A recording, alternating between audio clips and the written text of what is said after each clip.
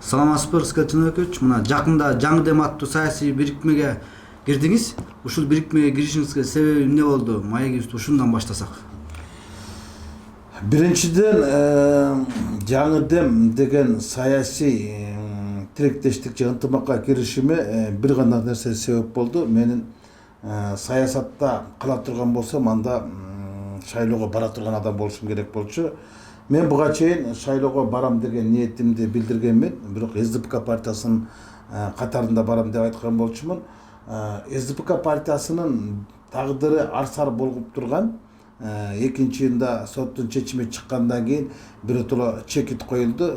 Бара турган мүмкүнчүлүктөн толугу менен ажырады десек болот. СДПК партиясы эгер барса дагы, бирок башка адамдар менен бара тургандай мүмкүнчүлүк түзүлүп калды. Мындайча айтканда, мендеги мүмкүнчүлүктөргө эшик жабылды. Экинчи, ошол эле убакта параллельно мен менен ар кандай саясий күчтөр ынтымакташуу боюнча бир тизмеме бар боюнча сунуштар бар болчу.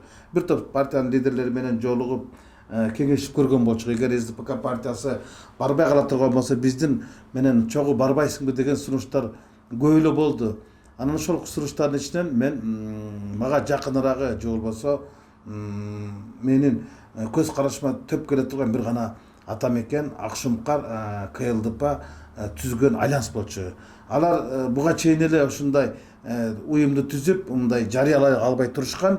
Андан кийин мени чакырып турушту. Мен дагы бир аз убакыт сурадым дагы. Эми тияктан чыгып эле бияка кирип кеткендей болбосом деп. Бирок мен кандай болгон күндө дагы партиядан коштошууну туура көрдүм. Партиянын түптөгөн, күчтөгөн Алмазбек Шаршеновичтин өзүнө кирип, ушул жагдайлардын баарын түшүндүрүп айткандай болдум. Мындай акыбал пайда болуп калды. Мени мындай саясий күчтөр чакырып атат кызматташууга деп.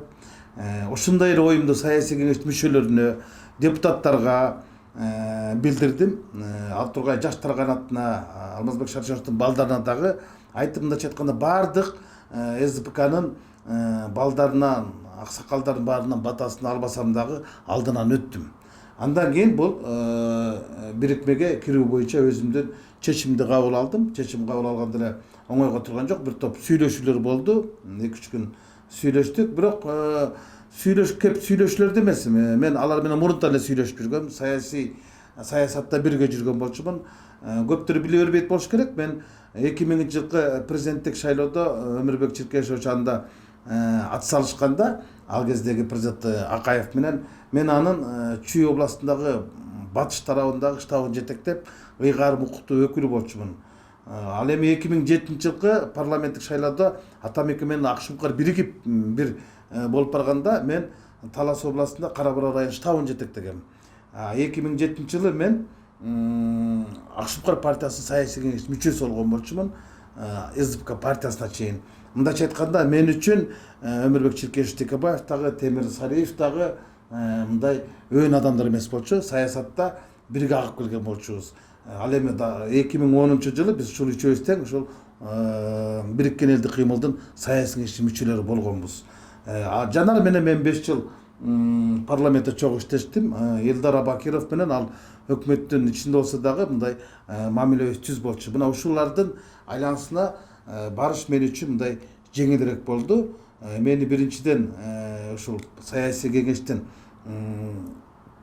курамы эмес, курагы эмес, булардын дымагы мындайча негизги себеп болду деп турам. Анткени бул партияда мындай олигархтар, же болбосо эл азат тажап калган базаркомдор, банкирлер, байлар жок да. Анан элдин азыр эң эле эңсеп турганы мындай элдин талабын талаша ала турган парламент кесилип турган убакта мен мага кошулганга оңоюраак болду да. Анан бирок ушул эле саясий бириктме боюнча айрым серепчилер айтып атпайбы? Булардын идеологиясы, көз караштары дал келбейт. Бири социалист, бири либерал, биринин такыр эле саясий багыты жок, булардын келечеги жок дегенди айтып атпайбы? Сиз кандай карайсыз ушул сындарга?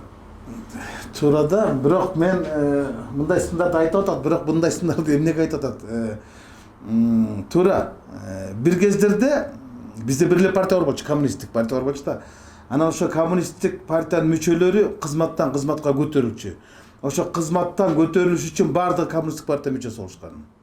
Кийин СССРдин эпохасы бүткөндөн кийин социалдар бийликке келгенден кийин баардыгы социал демократ болуп чыга келишти. Эртең бийликке бир либерал демократ келе турган болсо, мен бөркүмдө ишенем, баардыгы либерал демократ багытына өтүп кетишет.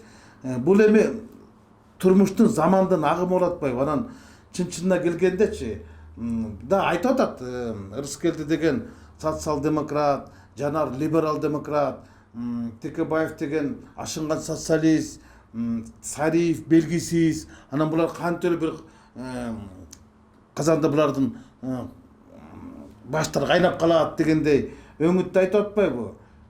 Бирокчу чын-чынына келгенде Кыргызстандын калкынын бир 2% эмес 1% билбейт болуш керек. Социал демократтар менен либерал демократтардын айырмасын, алардын тутунган идеологиялык позициясын, мындай да ошол эле Сен-Семен, Фуре, Оуен ким десең азыр көптөр билбейт. Буну бир интеллигенциялар билет. Анан бул бизге бул батышта ушундай бар да, батышта оңчулдар, солчулдар, анан центрде ортомчулар үч эле партияга бөлүнүшөт, анан ошол агым менен гана күрөшүп келишет. Ошол алар жакташында үч атанды. А бизде 200ден ашык 300га жакын партия бар. Кимиси кайсы багытта баратканын эч ким түшүнбөйт. Мен азыр алыс кетпей эле карап көргүлө. Биздеги азыркы депутаттардын маселен Акылбек Жапаров социал демократ болчу да, бирок бир болдон депутат болбоду. Каныбек Капашович билбейм кайсы, бирок 4-5 партиядан ал депутат болбоду. Жанар деле социал болуп келип туруп либерал болуп кетпеди. Коммунист Масалиев деле өнүгүүнүн курамында депутат болбоду. Мен эмнени айтып турам? Кыргыздын саясатында партиялардын агымына эмес, Кыргыздын саясатынын агымына жараша иш алып барышат. Ал эми идеологиялык агымдар ал башка. Бизде таптакыр башка нерсе. Мисалы, эртеңки саясий иш-чара бул шайлоодо биригип барган, бул ошол ынтымак менен бириксек бир колдон келет, чоңураак күч болобуз деген эле нерсе болчу. Анан мындан бир булар бириккен болбойт, булардын келечеги жок деген бул суу кечпеген нерсе. Бул эми ошо батыштын идеологиясынан такап айтып атпайбы? Андай нерсе жок да. Аны эч ким деле түшүнбөйт, аны эч ким деле этибарга албайт чын-чынына келгенде. Бул эми аныга жооп деле бербей койсок болот болчу. Анткени кандай болуп калган күндө дагы азыр эми карап көрсөңөр, кыргыздар эртең шайлоодо кантип партияларга добуш берет? Ошолордун булар либерал экен, булар социал деп береби? Жок. Алар маанисине добуш бербейт, алар маанисине добуш берет. Акчасынан добуш берет да. Бул эми көрүп эле турабыз да. Аларга мисалы ким айта алат? Ошол теге ар бир шайлоочу ошол партиянын программасын окуп көрүп турбойбу, алардын программасы жакшы экен, мен ушуга добуш берем деп. Жок.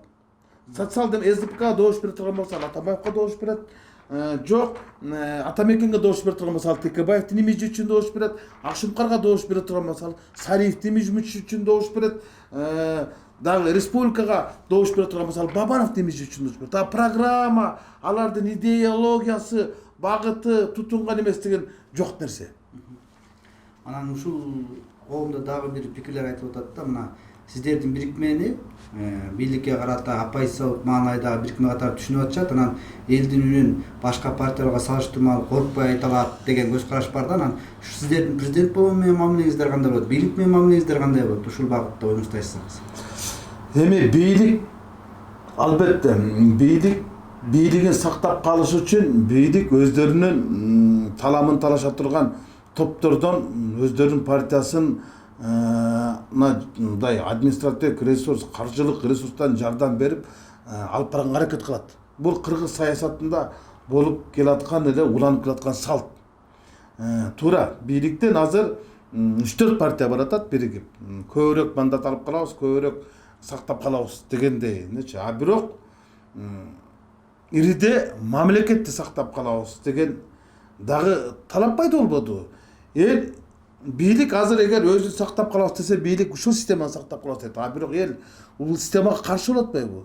Ошон үчүн бийлик күчтүү болуш үчүн оппозиция күчтүү болуш керек. Оппозиция күчтүү болуш үчүн оппозицияга толук мүмкүнчүлүк бериш керек. Мен эми азыркы бийликтин биз менен алакасы кандай болот? Азыртан эле жанагы серепчилер айтып чыгышпады, баардык артиллериясын ушул жака бурат депчи.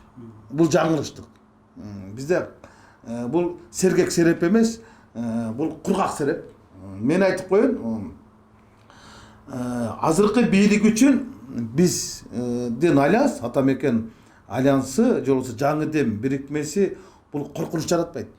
Бул тескерисинче жакшы маанай жаратат. Анткени оппозиция болуш керек. Оппозиция жок жерде бийлик өз оппозиция түзүш керек. Бул Кыргызстандагы бийликтеги тең салмактуулукту, саясий туруктуулукту кармап туруш үчүн үч бийлик бутагы тең күчтүү болуш керек. Биздин президент Сооронбай Шариповичке үч бийлик бутагы, мыйзам чыгаруу бийлиги, аткаруу бийлиги, сот бийлиги күчтүү болсо, ал арбитрлик кызматын кыла алат. Анан үчөө тең стабыл болсо, анткени үчөө тең мындай тиши жок болгондо сындын баары президентке кетет. А үчөө тең күчтүү болгондо бири-бирине мындай атаандашып жумуш алып барышат, бири-бирин көзөмөлдөгөн жумуш алып барышат. Мындай өңүттөн алып караганда күчтүү оппозиция болуш үчүн күчтүү саясатчылар болуш керек. Анткени бизге окшогон оппозициялар парламенттен орун алышыбыз керек. Бийлик буга бут тозбош керек. Бунун аягы ачык эле айтып коеюн, бул жакшы нерсеге алып келбейт. Экинчиден мен бир кызык нерсени айтайын да. Акаев деген Кыргызстандын туңгуч президенттин түбүнө ким жетти? Ал өзү түптөгөн, өзү күчтөгөн Алга Кыргызстан деген партиянын аткаминерлери Акаевди сатып кетишти. Туурабы? Сатып кетишти дагы алар Бакиевдин короосуна басып киришти. Бакиевдин ак жолуна кирип алышып, кийин Бакиевдин башын жутtu. Бакиевдин башын жуткан ошол эле аткаминерлер азыр жүрөт. Ушу ак үйдө эле жүрүшөт ошолор. СПКга киришти. Короосу менен киришти дагы, заматта алар социал-демократ болуп чыга келишти. 6 жыл өтпөй алардын тажрыйбасы мол да Атамбаевди сатышты. Сатышкан аскер кесип, кол тийбестине алып салышты. Анан азыркы бийлик түптөп аткан партия эртең президенти Сооронбай Шариповичти сатып кетпейт, bundan басып кетпейт, далын салып кетпейт деп кимиси кепилдик бере алат? Бири дагы кепилдик бере албайт, анткени бул салтка айланып калды. Анткени ошол эле саясатчылар Акаевтан бери келаткан саясатчылар бүгүн дагы да ошол жака баштарын салып атат да. Анан ушул өңүттөн, ушул ракурстан алып караганда Сооронбай Шарипович үчүн ошол өзүнүн партиясы коркунучтуу, биз эмес. Бул эмнеге негиз деп айтатам, эмнеге тегиз деп айтатам, анткени Атамекенде олигархтар жок. Альянста ошол немеде. Андыктан буларда каржылык ресурс болбогондон кийин каршылык ресурс бар, каржылык ресурс жок. Эң коркунучу каржылык ресурс да президентке коркунуч келтирип турган.